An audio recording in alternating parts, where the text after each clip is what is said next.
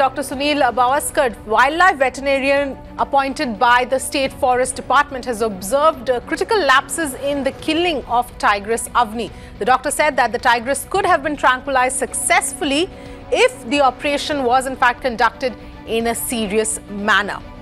Those are the details coming in. This is the latest as far as the killing of Tigress Avni is concerned. Remember, there's been an extremely controversial issue as to the entire method and the way that she was actually killed. Now, of course, these observations raising questions or reiterating the same questions as to whether or not there were lapses in the way the Tigress Avni was in fact killed. Here the veterinarian saying that she could have been tranquilized successfully if the entire operation was carried out better. Deposing in front of the state committee is when the vet made these crucial and critical observations.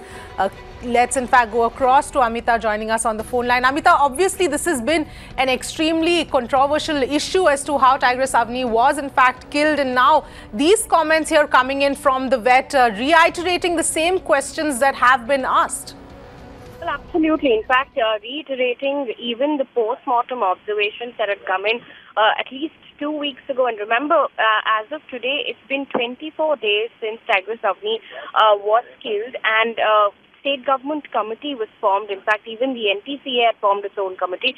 State Government Committee wrapped up its inquiry last week, we understood. But this is the comments, critical observations coming in from the doctor who was on ground on the night of the 2nd of November, where the doctors along with the team were supposed to go out and tranquilize Tigress Avni. However, considering it was beyond the protocol and against NTCA guidelines, they decided to do it the next day. But on that night, there was another team which went out. But a couple of points that the doctor is making. One is that all failure of operation, he alleges, all failure of operation capture was because of Nawab. All capture teams were dependent on Nawab, and no vets were allowed to perform in his absence, clearly exposing that the entire team was in fact hand in glove, including officials, which is what the doctor has pointed out in this report that has now been submitted to the state government. All right. Thanks, Amita, for getting us those details.